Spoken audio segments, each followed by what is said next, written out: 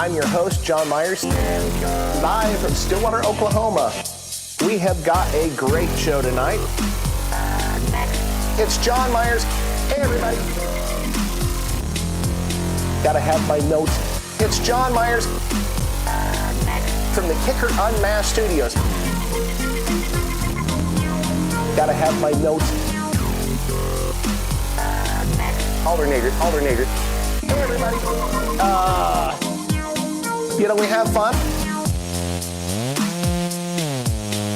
Hey, everybody. Hit like and subscribe. Right here, right now. It's John Myers. We like to give stuff away. Alternator. Post some more pictures. We got to thank Steve and Becky live from Stillwater, Oklahoma. Don't forget Texas Roadhouse right here, right now. Hey, everybody. Don't forget right here, right now. We have got a great show tonight. Hey, everybody. Had a great dinner tonight. It's John Myers. Right here, right now. Had a great dinner tonight. So, hey, everybody. So, housekeeping. Had a great dinner tonight. So, alternator. Housekeeping. Housekeeping. 7:30 on Tuesday night. Housekeeping. From the Kicker UnMasked studios. Housekeeping. Right here, right now. Hey, everybody.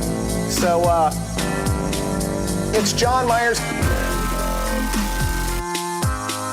Hey, everybody. It's John Myers from the Kicker UnMasked studios. Hey, everybody. From the Kicker UnMasked studios. It's John Myers. Right here, right now. We have got a great show tonight. Hey, everybody. We have got a great show tonight.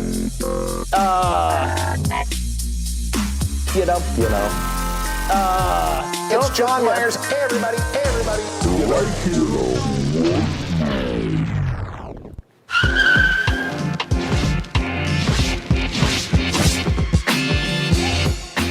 Good evening, ladies and gentlemen. Thanks for being here again. It's Tuesday night, September 8th. And as always, we've got a fantastic show for you. You'll probably notice that John Myers is not here. He's actually just called us from Denver. He's still headed home from Vegas. He had so much fun, he just couldn't come home with the rest of us. But before I go too far, I want to let you know who's here tonight. Of course, we got Bill Frog, we've got JW, we've got Ernie, and we've also got Jacob Lucky. Jacob, he had his first experience in Las Vegas, his first experience at SEMA. So he's got a lot to talk about, so he wanted to join us tonight and share some of that information with you. But before I go too far, we are celebrating our 50th year in business next year. But before we get to next year, since it's still November, we want to share with you a video that was put together by Ernie and the team. Actually, a lot of people were involved with it, but Ernie was kind of the spearhead of it. And it's a fantastic video. Now, before I roll the video, I want you to grab your best set of Kicker earphones, headphones, earbuds, or maybe your Kicker audio system in your car, your truck, your SUV, or maybe you've got a home theater system. Whatever it is, I want you to get the best audio system you have connected to whatever it is you're watching on tonight, because not only are you going to see something that's amazing, you're going to hear something that is incredible. And I want you to have the full experience. To give you an idea, when we set up this video to show all of the employees here at Kicker a couple weeks ago, we had a company-wide meeting, 200 of us in this conference room. I mean, you're seeing the studio. It's actually a conference room when it's not being a studio. And we had 4 L715s set up with gigawatts powering them. And then we had some PA speakers around. And it filled the room with incredible sound to go with this video. So I'm chatting on and on because I want to give you a few minutes to grab your best set of headphones or earbuds, or just get in your car and stream it to your audio system because it's incredible. So Ernie, you've got it queued up, ready to go. Ladies and gentlemen, enjoy this video. It is basically 50 years of kicker crammed into something that you can sit through and enjoy. Oh yeah, you might want to get a frosty beverage because it's a good one. Roll. Back in high school, I was playing in a rock and roll band and needed a bigger speaker for my keyboard. And I went to my dad and asked him for $300. 2 or 3 days later, he came home with a book on audio and it had plans for building speakers. We built a speaker enclosure and put an amp on it, and I played my keyboard through it, and it sounded really good. I graduated from college and went to grad school. I began to realize I don't want to be a sociologist, and decided that I was going to drop out of grad school and start a speaker company. Okay, well, this is the first kicker building that, like I said, too bad they fixed up the front of it because it looked like the rest of it, but you can see that it was all full of junk furniture, and we rented it for $75 a month. And there used to be a sliding door there on the front. Slide it open and you can see all the stuff inside. But it got us started, you know, it really did. It all looked pretty much like this when we were here. There was no electric in it. Had 600-watt bulbs in there. There was no heat. I worked in there with coveralls. I had about $12,000 that I had inherited from my grandparents. It seemed to make sense to use it to start a business. You can see the sign up here. That we used to put that light on at night. It was a red. It's got red neons and real estate across the front. Occasionally somebody come in there. That's just about real estate. I guess we didn't have anything to sell them. Kicker actually started as Stillwater Designs, which was the name of the company that my roommate and I founded in 1973. Our big innovation was to get the boxes for storage upstairs, cut a hole in the floor, and then we could hand them up from the bottom upstairs to stack them upstairs in that room. And so we bought woodworking tools, we bought plywood, and we got plans from the Alltech Lansing Company for building these big voice of the theater speakers. We moved down here so we could have a separate production shop, so you could pan up that way towards the car is up where the second car is, up, that's how far it is up to where we had to tank them to put them together. So it was pretty good. Every morning we could have pickup trucks, load up the boxes down here and move them up to the old kicker house up there on the corner. In 1980, a friend of mine contacted me and said that he had started a music store in Canton, Oklahoma. This was where we moved to when we consolidated all the buildings into this one. This used to be the Pente building. They made Pente games here. They originated in Stillwater, Oklahoma. I designed a speaker that fit just in the little wedge shape behind the seat in a single cab pickup truck and sent it over to him. And he called me back a few days later and, you know, the guys love this speaker. We need more. Now we're in downtown Stillwater, Oklahoma, home of the kicker speakers. You know what they call it? And I go, no, what do they call it? And he goes, well, they call it the ass kicker.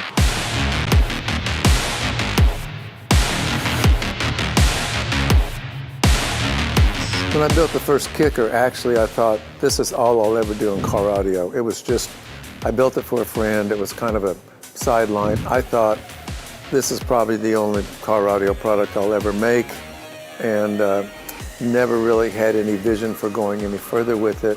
Once he had convinced me to try to sell these to audio shops, which we did, we began to get phone calls. And I remember one of the first one was, this doesn't fit in a Corvette. Got to thinking, well, okay, maybe we'll make one more product. So took all the same components that went in that speaker enclosure and just changed the shape of the enclosure to be more of a rectangular box. And so that was the kicker too. And I also thought that would probably be the last car audio product we'd build.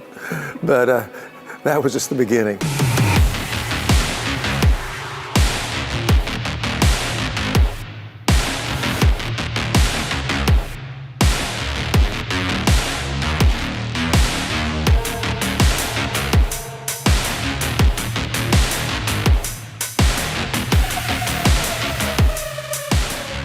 After we'd had the enclosed speaker systems available for several years, we went to a car stereo contest down in Dallas, and I remember people were building their own enclosures using, a lot of them were home stereo subwoofers. So for me, it was kind of an eye-opener that people are wanting even more yet than what we thought was sounding really good and was loud.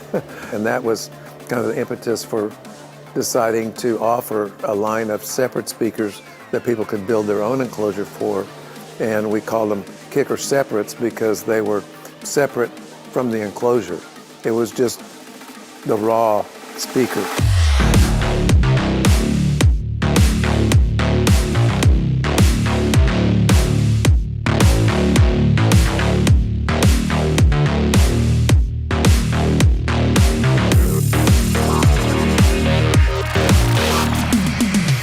Begin to realize that people are wanting to put more and more speakers in their cars, and there's limited space.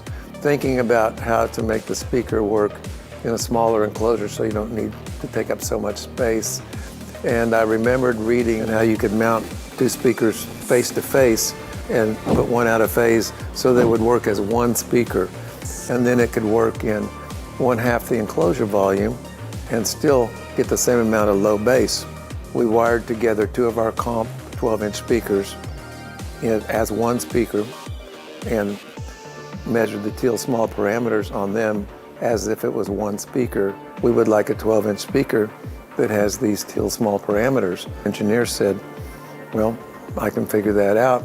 The suspension's going to need to be twice as stiff. It's going to need basically double the magnetic force. It's going to have double the cone mass and a larger voice coil to handle the power. So we put it in 1/2 the enclosure size and played it, and it sounded awesome. So that was the beginning of the solo baric. And we called it solo baric because instead of isobaric, it's just one solo, instead of two. And then it's like an isobaric. So that's how we came up with the name.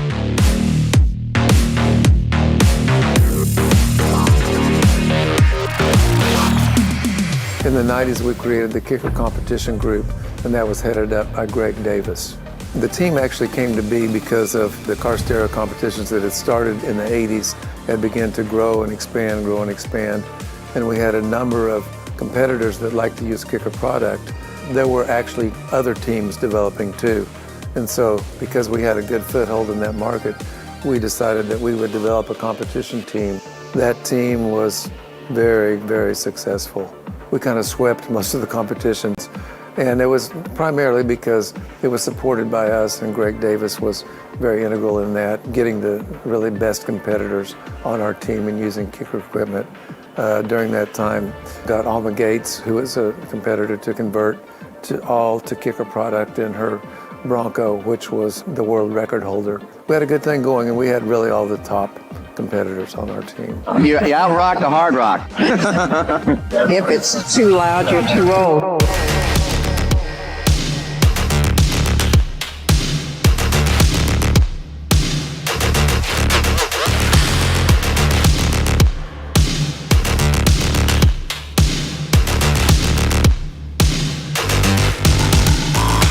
The development of the L7 came about as an extension of the quest to get more bass out of a smaller enclosure. You've got a square box, or you're mounting a lot of speakers on a panel. There's a space in between them if they're round speakers because they don't fit right up against each other. So you're not getting all the cone area to make sound that you could. So how can we make a square speaker where you can mount them and just have this one huge moving panel of speakers, which has the potential of more output because it can push more air. We molded a square cone, but then we had to design the surround. Eventually, we figured it out, and it had the potential of over 20% more surface area. L7 was descriptive of, basically an L and a 7 together makes a square. It was kind of a placeholder, but then by the time we got the product ready to come to market, we go, well, that's a cool name, let's just stick with it. It was the same with the Warhorse amp. It was a placeholder, but by the time we got the thing to market, it's like, it's the Warhorse, that's what it is.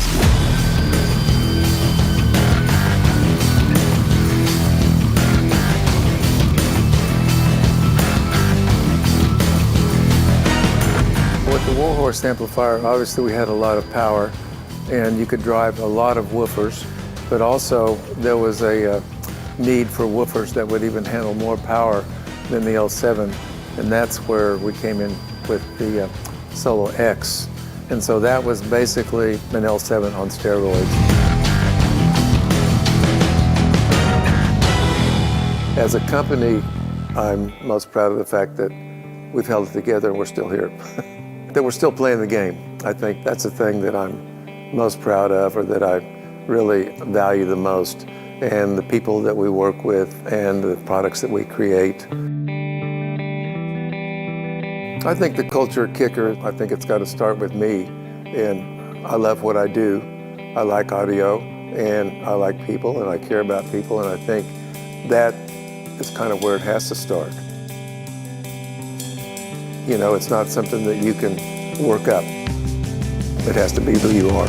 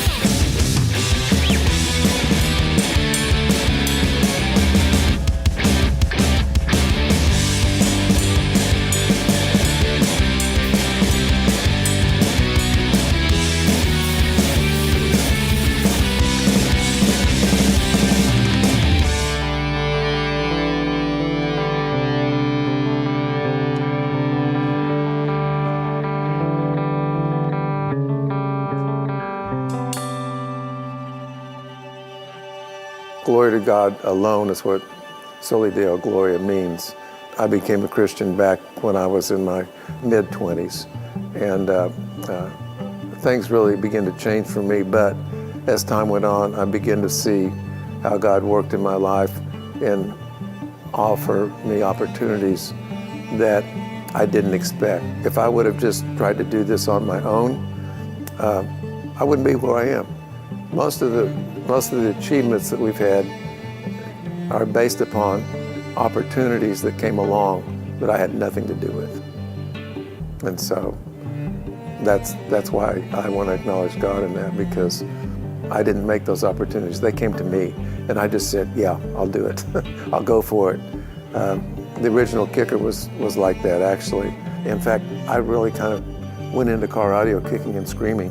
You know, it was not an interesting proposition for me at that time, because car audio was really not very good audio, and what I was doing was.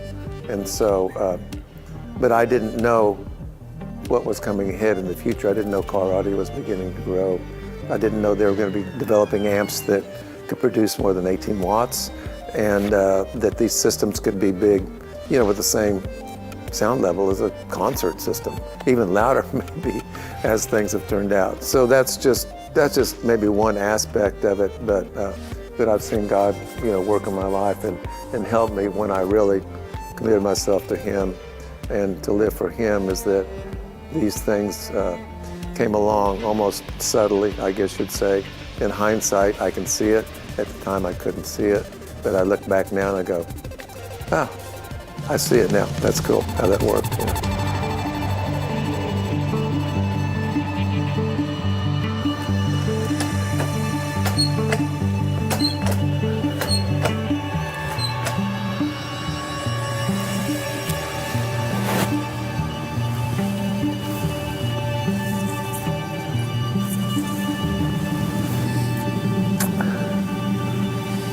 Amazing.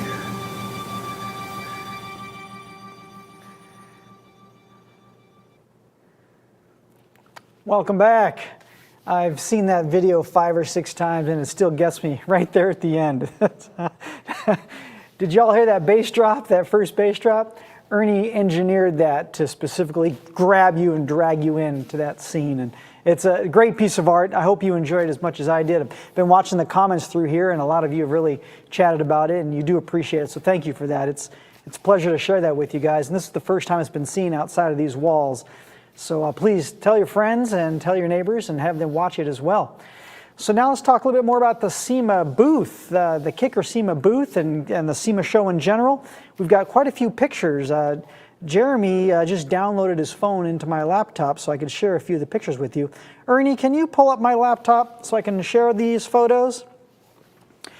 So SEMA is, it's not really a car show. We often refer to it as the world's largest car show, the world's best car show. It's not actually a car show, but it is certainly all about the cars. Basically, if you buy a car, truck, SUV, whatever, anything you add to it, from wheels and tires to air fresheners, is available at the SEMA show, because that's where we all get together and we figure out who's going to be buying what for the next year or so. So this is our booth as you're walking in from the outside, the main hall. And these pictures were taken when it wasn't busy, so you could actually get a feel for the booth before it's busy. But believe me, when it gets busy, you can hardly see any of the product because it's just jam-packed full of people. So all of this artwork you're looking at, this is all done by our in-house advertising agency. That's our creative department. And they put together all these beautiful images to make our booth look special for our 50-year anniversary. What you're seeing here is a stairwell. We actually have a platform where we house meetings, and we've got some snacks and some water and stuff up there, because when you're at the show for 8 hours and you're talking solid, once in a while you got to sit down a little bit or maybe take a private meeting. So that's what you're looking at there, is that goes up to the upper deck in our booth. And then here's another shot. Okay, you guys know Josh right there, Mr. Fletcher. Yeah, he's talking to somebody saying, hey, don't touch that. No, I'm just kidding. We're very friendly in the booth. Josh looks menacing, but he's really quite nice. And here's inside, I should say it's below that upper deck that you saw. Another meeting space, another area to sort of sit down and talk business, and sometimes just talk shop, and just to show people what we've got, what we have to offer. That video you all just saw, that was actually playing on 2 screens over here. You can see my little mouse moving. We had 2 screens hooked up with power bars so people could watch that video and enjoy it. Here's half of our new product display. You'll notice a bunch of new stuff there, including L7 Solo X's. So that's another great shot of the booth from the inside. This is standing on the outside again, a bunch of marine product there. And you can see the Hummer. We did have, 4 vehicles in our booth. The Hummer, obviously the new Hummer, the 2022 is electric, so it's a Hummer EV. And we also had a Recon Hummer EV bicycle sitting next to it. So there's actually a 2-wheel drive Hummer electric bike as an accessory. There's another shot. And notice this tent. There's actually a tent accessory you can put on top of the Hummer. It's got a frame that raises up above the bed, and you can put this beautiful tent on top. It'll actually hold a king-size mattress. Not much space left, but you could actually put a king-size mattress. And here's our Speed UTV. This is an incredible off-road machine built by some guys and girls that really know what they're doing when it comes to these off-road vehicles. And so they wanted to make the best, the fastest, the meanest out there, and they wanted a kicker audio system as an upgrade option in it. So we actually designed an OEM, original equipment manufacturing audio system to go with it. Of course, there you can see our Bronco. And then this is the tailgate of a C10, a 1973 C10. 1973, put in the chat what's important about the year 1973. Throw that in the chat there. Oh, here's another view of that tent. And later on, I'm going to tell you a really short story about a gentleman that I said he should go up there and take a nap in that tent, and you'll get a good laugh out of that. There's a good shot of that C10. There's Sandy hanging out with our very own Jacob Lucky. And you'll notice Cobra in the back and VW. So we were surrounded by some really good companies as well. Another good shot of the booth there, that C10, beautiful. Had a KS system in it. I think I've got a close-up. The builder actually disassembled our snowman pod, our 2 3/4 and tweeter stacked on top of one another. He disassembled it and then put it behind the door panels in a custom configuration. So that was a pretty cool install in there. So yeah, just another view of that Bronco, and there's that tent. So this tent has legs that fold down, and then there's a ladder that comes down here the center where you see this literature stand. There's actually a ladder that comes down there, and what a great setup. So there's a good shot of that C10 from the side. Beautiful pickup. Nice sounding pickup. Real simple system, but elegant, nice sounding. So here's the bike. You can see the Hummer EV bike. It's not actually made by General Motors. It's made by a company called Recon, but since it's on the Hummer theme, we had it setting out there. And then that's that great tent again. And of course, the business end of the Bronco. Now you'll notice, for the savvy guys and girls out there, you'll notice there's no power and ground hooked up to the amplifiers. That's because it wasn't finished yet. But we committed ourselves, no matter what state the Bronco is in, we were going to take it to Vegas to unveil it. So it made it almost ready to play, but not quite. So it was there, it was beautiful, it just did not actually play anything. So we'll be buttoning that up, and hopefully you'll get a chance to hear it and feel it at a show near you in the late winter, early spring.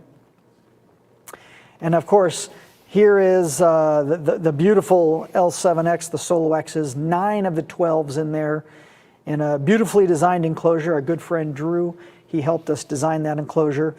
And this gentleman actually came by and he asked John Myers, he says, hey, why are those hinged? And John said, you know, I didn't build this, but my guess is you couldn't put those upright supports in there without hinges because they wouldn't actually stand upright to get them in there because it's such a tight fit.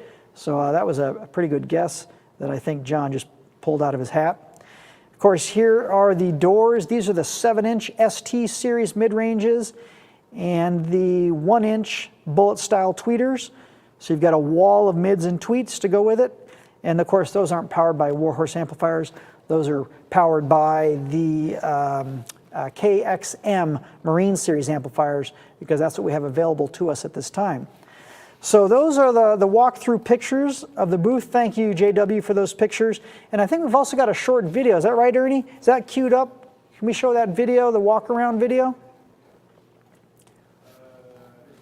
I'll give him just a minute to get that queued up. It's a nice little video. I think JW shot this on his phone, actually.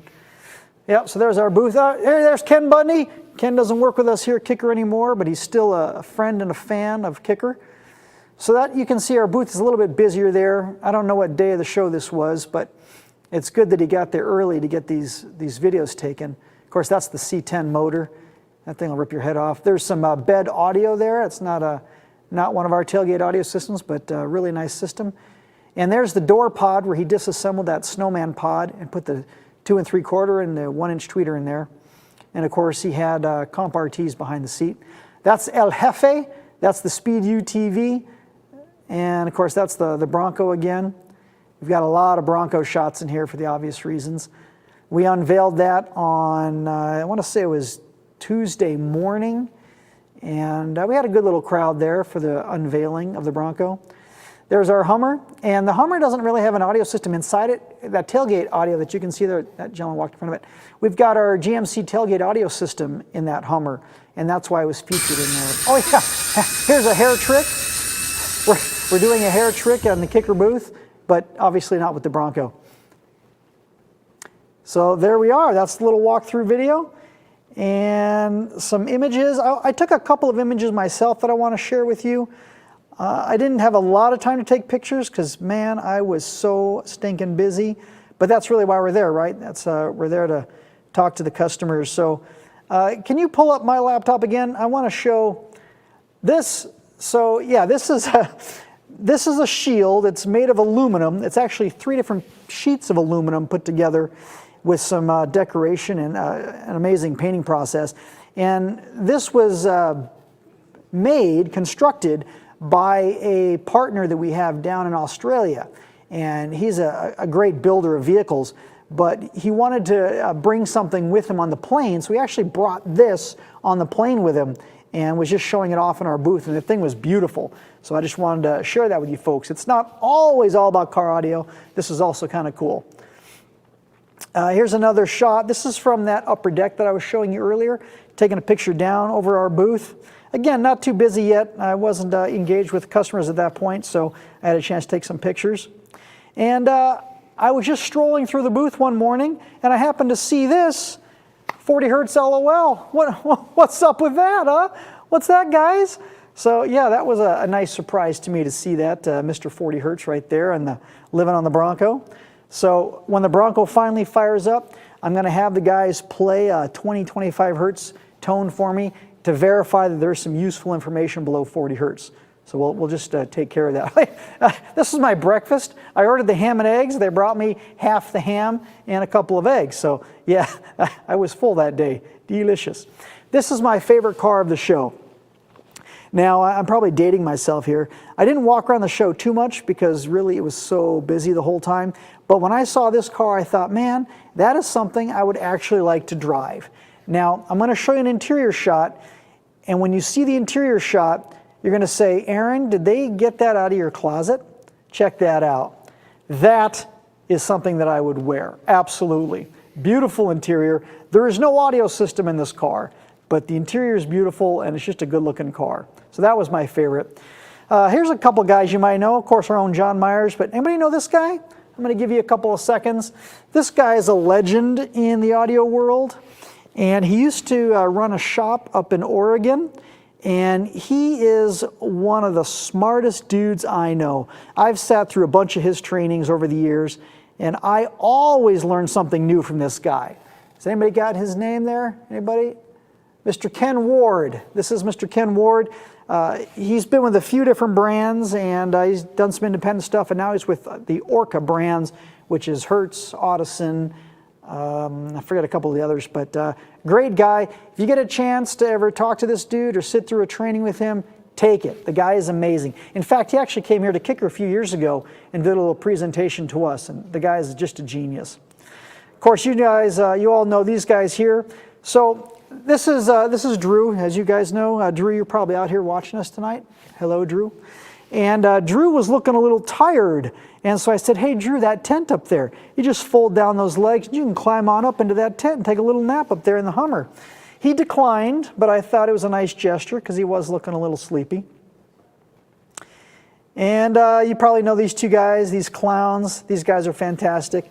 I forget which company they were there with. They were actually working, but they came by to hang out with us for a little bit, and always interesting things to talk about. Two of the best known guys in the industry right now, and they do a great job for us and for a lot of companies, so it's great to have them hanging out with us at the show. So those are my pictures, and in a few minutes we're going to bring up Jacob Lucky, and he's got some of his own pictures he wants to share with you as well, since he was a first-timer at this show. But let's talk about some of the products that we released at the show. Now, of course, you all know about the Solo X, right? Yes, this is actually coming.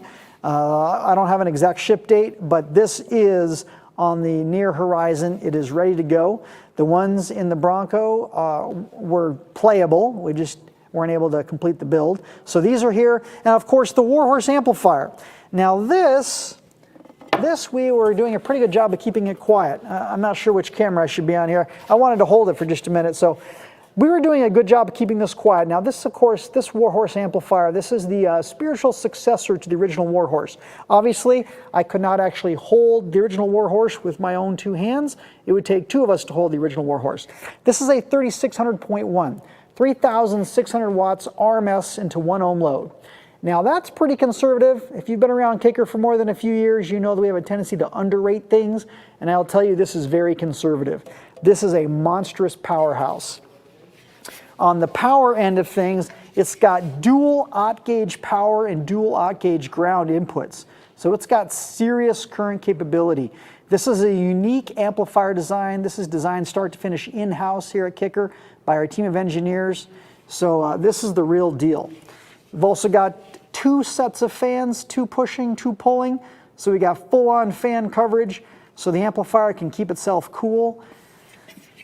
On the output end here, you see we've got 4-gauge speaker terminal blocks. 4-gauge speaker terminal blocks. That's right, 4-gauge, because we know you're going to be running a lot of current into your bank of subwoofers. And we've got a couple other nice little just touches, the Tiffany style connectors. There's actually a switch on here that puts the amplifier into what we call competition mode. Now, we did a lot of surveys of the leading bass heads in the industry. We did some focus groups. We just talked to a lot of guys and girls that do serious SPL. And they taught us a couple of things. One of the things they said is gain pot creep is a real problem in high SPL. What the heck is that? That means with extreme SPL, the vibrations that the amplifier is experiencing, it'll actually adjust the gain pot, which means the amplifier is not properly set. The gain is not properly set anymore, which could really mean the difference between winning and losing. So we've got the competition switch, which bypasses the gain pot and goes to a fixed 4-volt input. So now you just run a 4-volt signal into the RCA inputs, and you've got a fixed 4-volt gain match. So it's the perfect application. A couple other things we did that's unique. I'm going to put this down, and I want to show you. We've got a diagnostic center. This diagnostic center comes with the amplifier. Each amplifier has its own diagnostic center, and this diagnostic center will help you figure out what's going on with your amplifier. So for example, it will tell you the voltage at the amplifier's power and ground terminals. So you'll know exactly, you'll know exactly what kind of voltage you're working with. It also keeps track of your peak voltage and your low voltage. So if you're trying to diagnose a system problem, this will help you figure out what's going on with your electrical system. In addition, it monitors the heat sink temperature of the amplifier. If the amp's running way too hot, it lights up red. If it's in its operating range, it'll go yellow. If it's running cool, lean and mean, it'll go green. So it'll help you keep track of your amplifier temperature. It's also magnetically mounted so that you can easily pop it down and take it outside the vehicle if you want to do some competing from outside the vehicle. If you're doing 150, 160 dB SPL, you really ought to be outside the vehicle when you're competing. Side note, the companion bass knob is also magnetically mounted, so you can just pull off the magnetic mount and run the cable outside the vehicle, and now you can adjust your level of your subwoofer amp independently from the rest of the system. So a couple of really nice touches for the Warhorse amplifiers, and these are just about ready. I'm not going to give you a shipping date, of course, because I can't be accurate, but they are ready to rock and roll. Of course, the Street Series, I think John introduced these a couple weeks back, but the Street Series is really the mids and highs to go with the Solo X. If you've got fantastic Solo X sub bass, you need some mids and highs to keep up with that sub bass. So there are 7-inch square mid-ranges, 9-inch square mid-ranges, and then bullet tweeters to match. We've got a 1-inch and a 1.5-inch bullet tweeter. We also took the time to make these field serviceable. Should you blow up your tweeter on a Friday night, Saturday morning, you're a little hungover, but you decide, you know what, I really ought to get those tweeters up and running, you can purchase additional diaphragms, and by yourself, you can simply replace the tweeter diaphragm in the 1-inch and the 1.5-inch. And we actually just shot a video on how to do that. It's very, very simple, but if you're like me, you're a visual learner, so it's better to watch the owner's manual than it is to read the owner's manual. So that video will be published shortly. But again, field serviceable, just like the Solo X. If you hammer it and you need to replace it, you can also replace the soft parts on your Solo X. So there's a complete family of products right there. A couple of other key things. You probably saw these in the video. This is a throwback, because we're on our 50-year anniversary, this is a throwback to our original Competition Gold series. So the gold lettering is absolutely iconic. And I'm going to turn this around real quick. I want you to check out the back side of this because it's just as beautiful as the front. So this logo here, get the right camera angle, this is the original Kicker logo. And so again, just a throwback design with modern technology. If you're wondering, how does this perform? Well, we based it on essentially a Comp R. Comp R is our best-selling subwoofer. So we took the best-selling subwoofer, made a few tweaks and improvements, and of course we cosmetically altered it dramatically, but you can expect Comp R level or better performance out of the Competition Gold series. These come in 8s, 10s, 10s, 12s, and 15s. Those are the original sizes, and those are the ones that sell the best. So 10s, 12s, and 15s, dual 4-ohm coils, and again, performance like a Comp R, same enclosure, same power handling. These are going to be super popular. Next to the Solo X, this was, in my opinion, the most popular thing in our booth. People just geeked out when they saw this. Now let's talk about the Power Sports. This is a Power Sports Bluetooth self-powered can. This comes as a pair. Think of this as the best of two worlds. You've got the Kicker cans that you love. You've got the Kicker power bar that you love. Well, this is putting those two together. So it's Kicker cans, but they're self-amplified like a power bar. So you get a 150-watt onboard amplifier. You get a Bluetooth receiver, so you can simply stream your device straight to these cans. And of course, if you want to add more sound, amplifiers, speakers, subwoofers, it's got an auxiliary output as well as an auxiliary input. And with this umbilical cord, this gives you your power, your ground, Your turn on, all of your connections, including, of course, you've got to have LEDs. John Myers insists on LEDs. We've got to have LEDs and everything. So it does have your LED connections. And then the powered can actually has a second cable that runs over to the passive can. So one can has all the electronics in it. The second can is simply passive. So that comes as a pair, and that's a fantastic option for power sports or UTVs, ATVs, pretty much anything where you need sound and you need a simple solution all in one. I think we actually released this already too, but real quick, it's a 5x7 OE replacement for Harley Davidsons. So if you're driving a Harley and you've got some of those factory worn out 5x7s, here's a simple upgrade. You'll notice we turn it around, it's a really small, light looking speaker. That's because we're using neodymium. One of the things we learned from our original Harley Davidson project was you do not want to be adding a lot of weight to a bike, especially on the fairing, because when you're adding weight to the fairing, it changes the driving dynamics of the motorcycle. You don't want to do that. It's also got Harley plugs. It's a composite basket, which is essentially a nylon reinforced ABS plastic, so it's very, very durable. It's not going to rust. It's very light, and it sounds fantastic. They come in 2 ohm and 4 ohm, so whether you're replacing factory speakers and adding amps, or you're just replacing speakers with no amps, you've got the right impedance match. Now, what's this brick-looking thing? New power sports amplifiers. We have been waiting on these for a couple of years. No joke, it's been a couple of years. Of course, you know all the reasons why, I'm not going to get into that, but these are finally ready for prime time. There are 4 models. We have 2 subwoofer mono amplifiers, a 3 and a 600 watt amplifier. We also have a 4-channel, which is a 400 watt 4-channel. And what you're looking at here is a 1000 watt 5-channel. Excuse me, I got to grab some water. Doing a lot of talking today. So this 1000 watt 5-channel, and that's 1000 watts RMS. You look at this and you think, how could you put 1000 watts into that little bitty amplifier? It's incredible technology. 400 watts RMS to your mids and highs, 600 watts to your subwoofer. These are IP66 and 6.7 rated. Now, real quick, I want to explain the difference. Why IP66 and 6.7? Can't you just do 6.7? It's good enough. 6.6 and 6.7, it's not about which one's better. They're different. IP67 means the amplifier is submersible. It could actually go underwater, like put it in a fish tank or put it in a bathtub, and it will not fail. IP66 means you can hose it off with a pressure washer at the end of the day and it will not damage the amplifier. So there's 2 distinct ratings, and we rate them with both of them so you, our customer, understand this is a true high-quality power sports amplifier that's going to survive just about anything you can throw at it.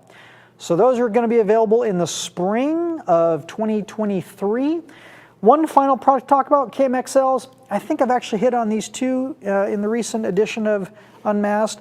But KMXL, quick recap, this is a marine speaker that can also be used as a power sports speaker.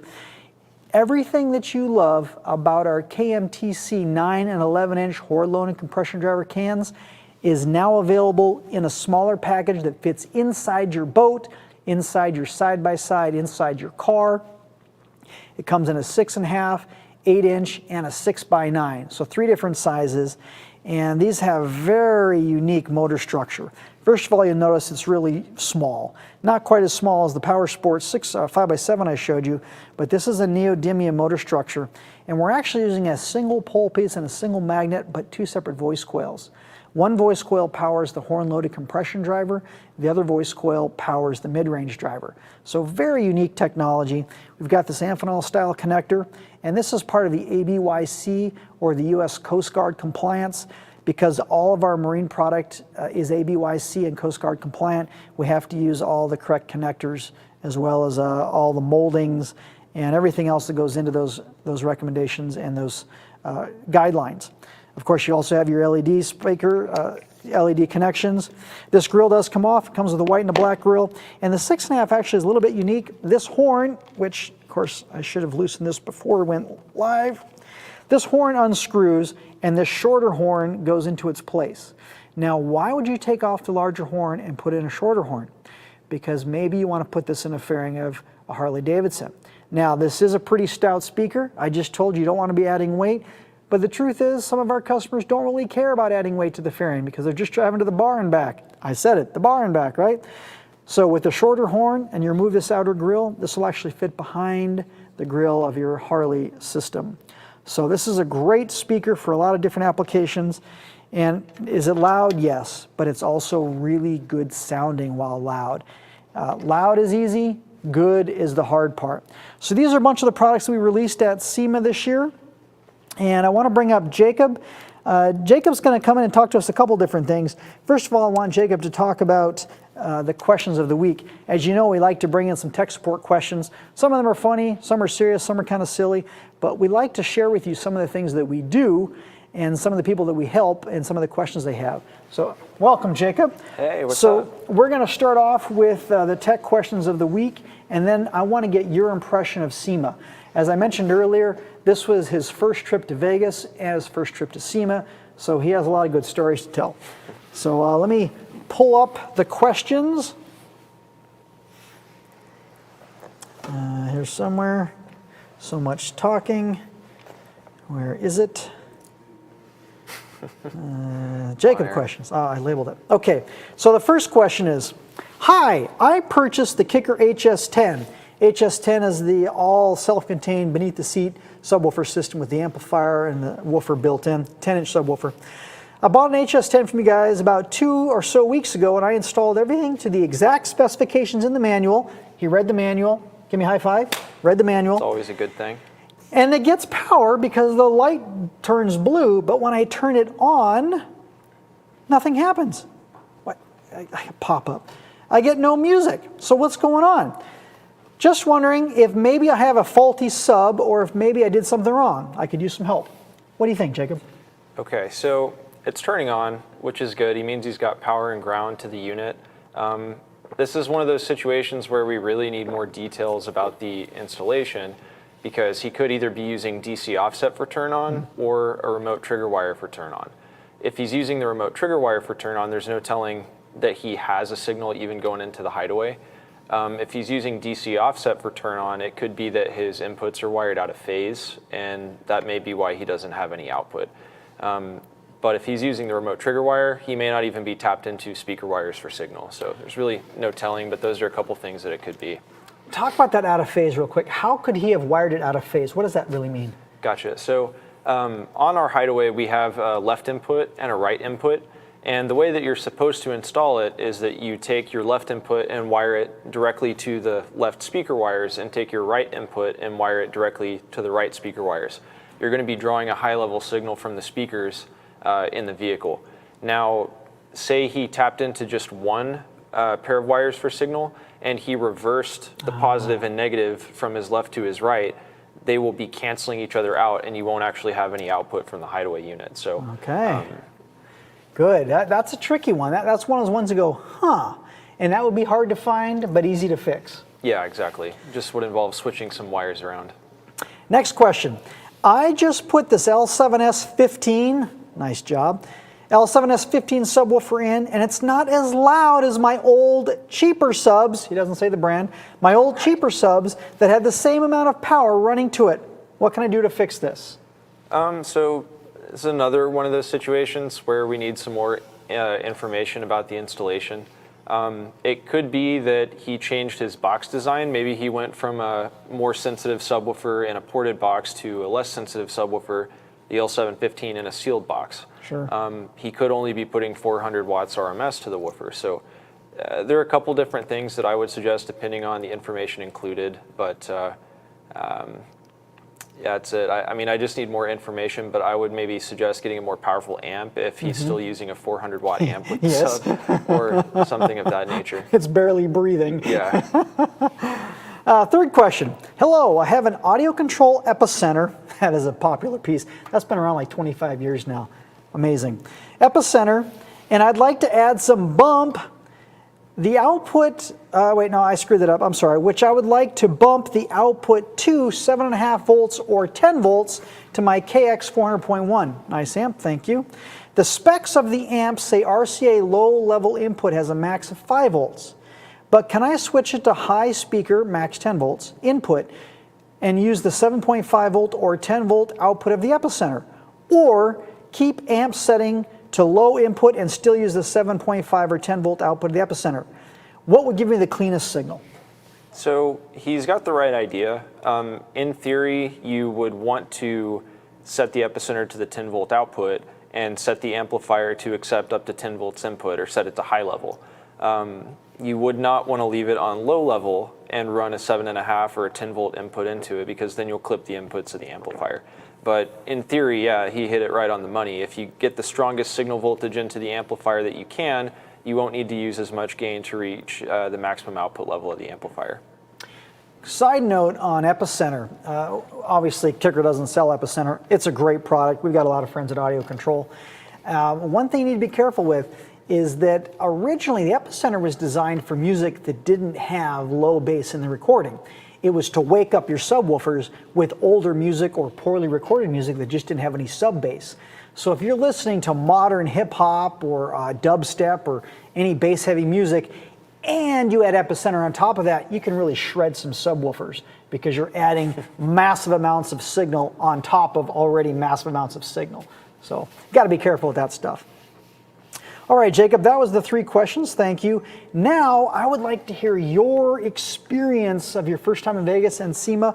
And you sent me some pictures to throw up here. So what do you think?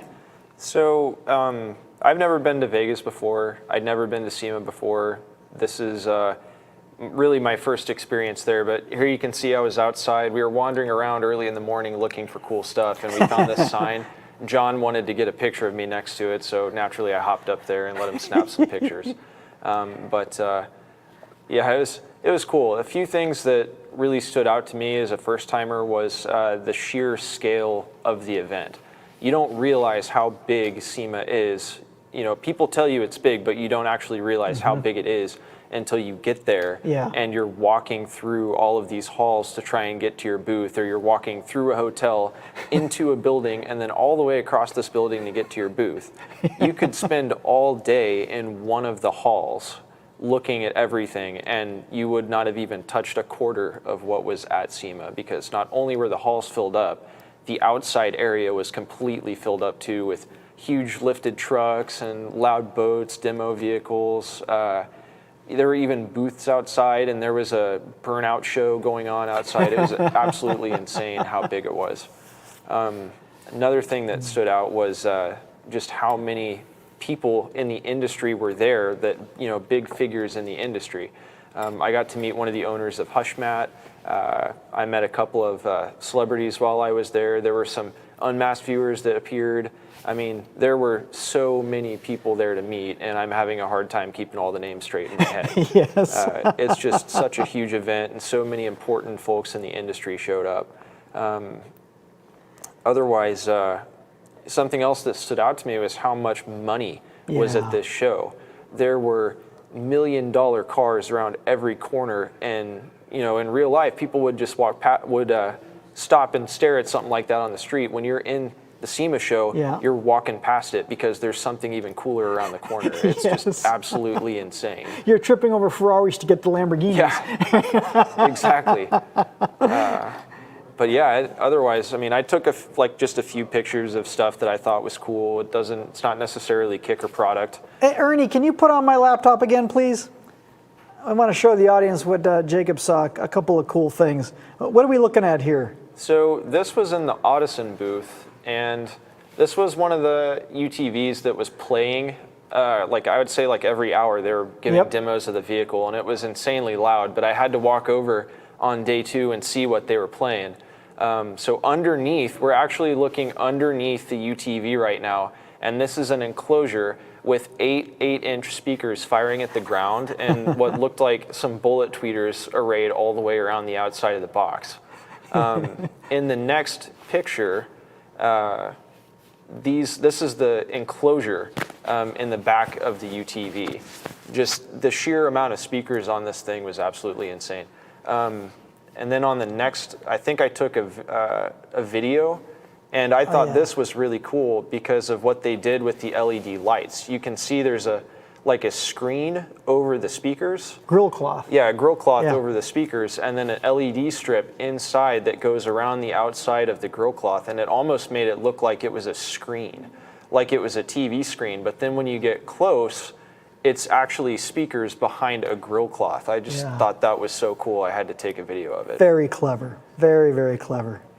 Some good stuff. Look next, I saw this, when John and I were taking a picture next to that sign, I saw this humongous truck out there. I don't remember what they called it. I think they called it a six wheel or something like that. 6x6. 6x6, yeah. But it had like independent steering on the front and back axles. It just was, it was nuts. And then I saw this really cool El Dorado in one of the booths in there. I had to take a picture of it too. I love the color, and the workmanship on it was really, really nice. And I'm a fan of classic cars, so I just had to snap a picture of this and sent that to my dad. He thought it was cool. It's not a Ford Pinto, but it's pretty cool. Yeah. I'll give you that. It's pretty cool. Hey, we got a couple of questions. Can you hang out for just a minute? We got some questions. Can you throw us up our questions?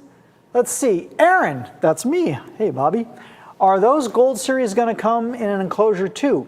Good question. And the answer is no. We are not going to put these in preloaded enclosures. However, they do use the same box specs as the Comp R. So if you happen to have a Comp R loaded enclosure and you wanted to upgrade to the latest and greatest, you could actually simply take out the Comp R and put these into that enclosure, and it'll work perfectly. Good question, Bobby. Ty, will the Golds be limited production? Funny story. When we first conceived of the Gold Anniversary Edition, the Competition Gold, we were going to make them limited edition. But as we were developing them, we realized there's going to be a lot of people that want to buy these subs. So they're not limited edition. We're just going to run them and let them see what happens with them. So do not worry. You don't have to rush out and buy them. Well, you can't buy them tomorrow. But yes, we're going to continue to make them. And they will be a premium price, but it's going to be a fantastic performer, so you'll enjoy it. Next question. Chris. Hey, Chris, what's up? Any updates on the KMXL horn-loaded coax? We just talked about that. I think I covered. Did I miss anything on those? I don't think so. Did you mention they come in a 6x9 size as well? I did, yep, 6x9. 8-inch, 6.5. 6.5 has a removable horn. Or sorry, not removable, replaceable horn. Yeah. So with the shorter one, I don't know that there's anything else to cover on those. Yeah, I will say that Jacob and I and the rest of our team, we set up a listening demo. We had a Kicker U in-house training a few months ago, and we set up a bunch of the new stuff to demonstrate. And so we wanted to show our retail partners that came for our training, we wanted to play for them the KMXL 8-inch next to the KMT8. We wanted side-by-side A/B comparison because we wanted to show you how good the KMT8 sound, but we wanted to show you the superior performance of the KMXL8. And the KMT8 sounded great, but they had their power limit. They handle 150 RMS, whereas these guys in the 8-inch, 300 RMS. So they can go much, much, much higher SPL before they give up. So yeah, that's the update. Looks like that's all. Or one more question. Scott, I have an amp that is rated for 120 amp fuse. Is it okay to use two 60s or one 120 amp fuse? Jacob, got an opinion on that? I have an amp that is rated for 120 amp fuse. Is it okay to use two 60s or one 120 amp fuse? So is this fuse going to be on the end panel of the amplifier, or are you talking about fusing the wire? Because if you're talking about fusing the wire, it should be okay in theory to use two 60 amp fuses as long as you're using enough wire to get the power, or get the power to the amplifier. I don't see anything wrong with that because your total fuse value is still technically 120 amps, but it would be best to use the single 120 amp fuse. That way you don't have to do anything weird with the dual fuse holder or anything like that. Nice, nice. All right. Well, that handles our questions. And Jacob, any closing thoughts before we bring Bill Frog on? I don't think so. Thanks for being here, buddy. Thanks for having me on. See you tomorrow. Good night. See you guys. So as I just said, we're going to bring up Bill Frog because Bill is going to talk to us about the Showdown. He and John Myers and a couple of other guys attended the Showdown, which was the SPL competition right after SEMA. And since Bill was there and I was not, he's here to talk to us about it. Come on in, Bill. Everybody, Mr. Bill Frog. Welcome, Bill. Welcome, Bill. Thank you, thank you. Great to have you on the show. Oh, Bill is muted. So he's trying to do his best lip sync impersonation, but yeah, he's going to unmute. No, it wasn't Bill. It was Ernie. It was Ernie, not Bill. Technical support. Technical support needs a little help. That's okay. That's fine too. So we've got a grip of pictures to share. Let's see, you pulled up, you want to start here? You're thinking right there? Yeah. Okay. Ernie, can you pull up my laptop, please? That would be a new Base Wars record done by Carlos Gonzalez. Rodriguez, I'm sorry. So, wow. Yeah. 184 is, that's insane. Wouldn't that squish a bug if it was inside the cab? That would squish humans that were inside of it. This is absolutely one of those vehicles that's called a one-note wonder. But the wonder part is dead on. That is, I could be wrong, but I believe that is the second loudest vehicle on the planet. Wow. Behind R.P. Patel. I could be, at least in the country, if not the world. I'm not 100% sure on that part. But fantastic. Yeah, pretty insane. Oops. Oh, this is not going to we advertised this quite a bit on our own channel, and of course, that's something that we try to get the word out about competition, because in many senses of the term, it's what made Kicker. It's what's making a lot of other brands that everybody's heard of. This is that the next picture? Yeah, if you want to, Ernie, go back to, there we go. These are some incredibly rare museum pieces, both signed by Steve Irby. There was a great charity auction that people were just buying tickets left and right. It's a Las Vegas charity to give needy kids Christmas presents in the local area. Fantastic. Yeah, it was good stuff. They gave away a ton of stuff. This is one of our really long time good friends, a guy named Mike Craner. Came from Layton, Utah, brought his ride. If you go to the next picture, you can see he built a little system. He went through about 4 different versions. There you go. And this thing, for 2 subs, it hammered. It was 215s? Okay. Just for 215s in a simple system. It was banging. I was pretty shocked. Nice. Yeah, given the level of competition that's there. Oh, he's been around for years, so he knows what he's doing. Yeah. This is, okay, just a preface, she's raw, but man, this thing is loud. It's 10 of our KMTC 11s, but let's call them mids. They are not mid basses. They are not bass. Yeah. They are mids. They're right. Yep. They're effectively tower speakers for boats. And I mean, like a lot of people say, it's easy to be loud. It is not easy to be clean and loud. This thing was absolutely clean and loud. Full disclosure, it's run on some Sundowns. It's run on a single, and you'll see a video in a second. This thing popped to 60, and just on 9 15-inch L7S subs. There is something to be said for a low power, very windy system. Windy. Yeah. A Chicago system. There you go. That's the name of the game, especially in the demo world. You want windy, and we'll show you windy in just a second. Let's go to the next picture, and you can see. Don't ever get caught in this thing. It would be a tomb. I mean, it was stupid loud inside that thing. Nice. Especially for a single Sundown Salt 8. I think he ran it down to about a little bit lower than half an ohm. Wow. I'm not sure what it was doing clamped, but he did run it. Forget it might have been. I think it was a USAC run. He did a 160 point something at 47 hertz. It was nasty in there. 47 hertz. Yeah, 1 Salt 8 on all of those subs, exactly. Eat Sleep Bass Repeat was there. He saw it with his own eyes. We also had Emma there, which was pretty interesting. It was nice to see a new, newish. What is Emma?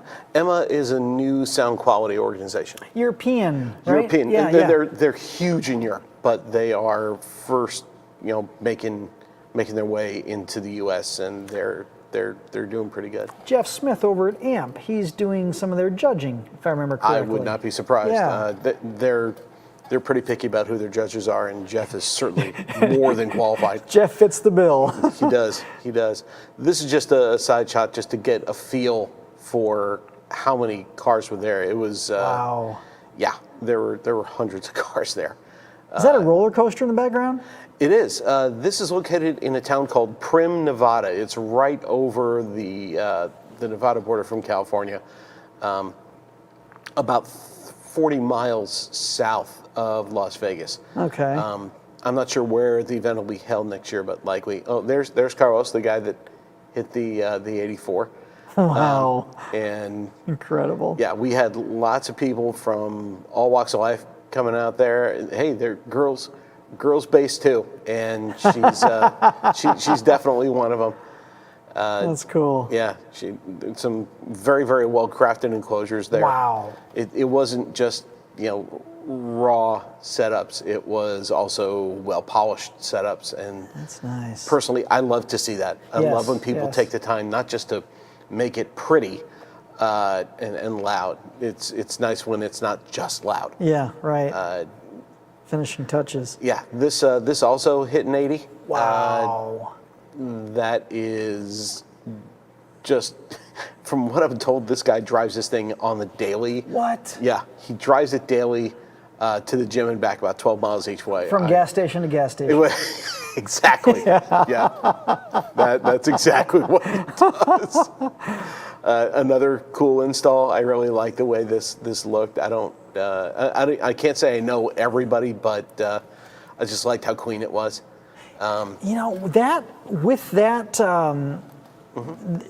looks like the old JBL Crown amplifier. In a way, it's hard to tell, but that's actually two amplifiers. Ah, okay. If you look close, it's a couple Sundowns, and I'm unfamiliar with CJ Lithium, but that's a pretty stout lithium setup right there. Very nice. Yeah. Yeah, there's a benefit to going to these shows. It's not just run what you brung. It's community. It's learning from different people and keeping an open mind, and it's a chance to get louder or sound better or both. And that's one of the reasons I enjoy going to these shows. It's one of the reasons I know Kicker enjoys supporting them. Yes. So this is going to be something I'm sure we're going to delve deeper into, and especially as the new gear comes out.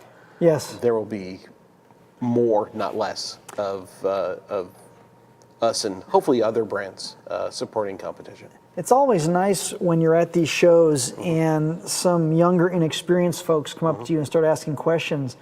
And you can tell they're asking the right questions and they're headed down the path of really seriously getting into this sport.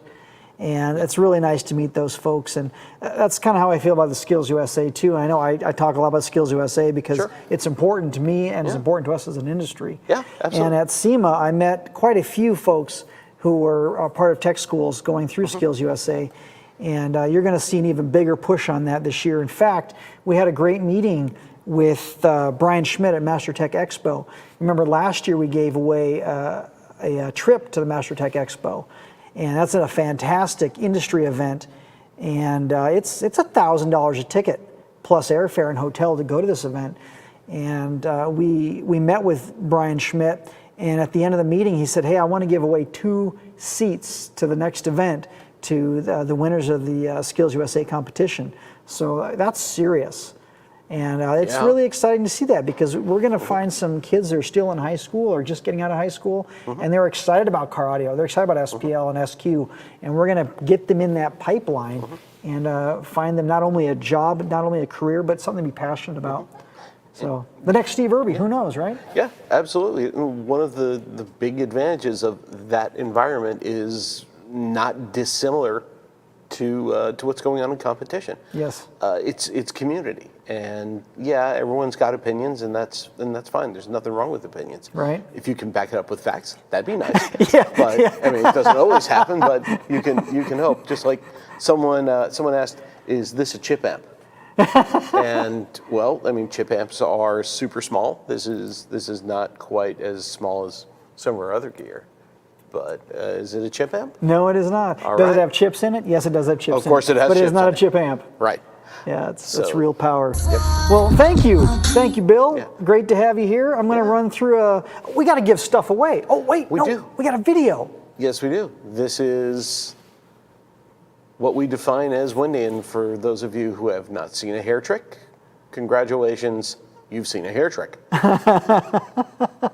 Got to thank Bobby Gately for the video here. He was able to film this, and we put this up on Instagram. I hope she brought a hairband, because whatever styling she did prior, it's gone now. I was thinking hearing protection myself. Well, there's that too. Yeah, that's, You and I have been to a lot of sound offs. I wear hearing protection when I'm walking around. Yeah, Because absolutely. you only get one set of ears in life. Yep. That's it. So, all right, Yep. Bill, thanks for being here. Always you. good to see you. Let's pick some winners, right? Yes, We're running absolutely. a contest. Yep. Give me just a few minutes, and I will. I'll pick myself. I'll three. Or I might pick some of you. I don't. Awesome. It's rigged. All right, well, while Bill is meandering on back to pick the winners, we've got a couple of shows coming up. Let's see, we need Facebook, because Facebook is the keeper of such information. Ernie, can you go back to my laptop? We've got Team Straight 8 Base on the Beach coming up Saturday, this Saturday at 11 a.m. So if you are in the Biloxi area, check out Team Straight 8 Base on the Beach. That'd be a good time. Sunday at 11, B&M Auto Sound and 4x4 in Lafayette, Louisiana. Another Base Wars event. That should be a good time. Kicker Monster Truck Show. This is at the National Western Complex in Denver. And I must admit, I've been to this event a couple times, once on behalf of Kicker, and what a great event. Yes, they're still crushing cars with monster trucks. It's a really good time. And we have a Kicker-sponsored athlete, Nicole Johnson, who used to drive for the Monster Jam series. She drove the Scooby-Doo truck, and man, she was brutal. But after driving those trucks for a few years, it kind of takes a toll on your body. So a couple of events coming up. The other one I want to key in on is the AMA Enduro Cross, November 19th in Reno, Nevada. Those are also great events, high energy. If you like the smell of burning fuel and rocks being spit at your face, that's a fantastic event. So check out those events coming up. And then some prizes. Bill, did I give you enough time to get prizes? No, not enough time. Okay, so let's see. Oh, a couple of... What? Oh, yeah, we got some fails. Thanks, Ernie. Ernie's keeping me in line.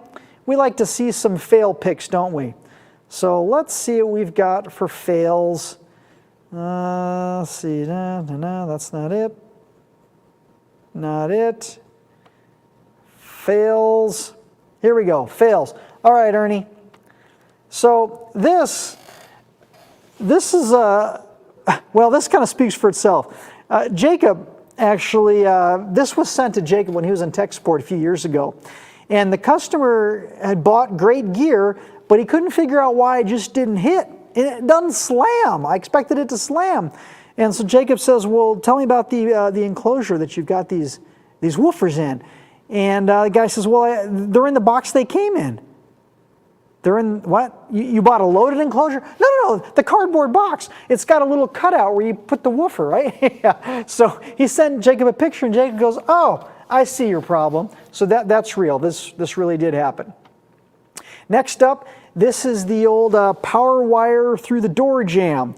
Now you'll notice this guy or girl did zip tie it up here at the top of the dash in that little window vent there. So at least they were somewhat keeping it out of the lane of traffic, so to speak. But of course, every time you slam that door shut, you're cutting that wire just a little bit. So please don't do that. And there's a really good chance this guy or girl also didn't fuse it properly. So that would absolutely be a fire hazard.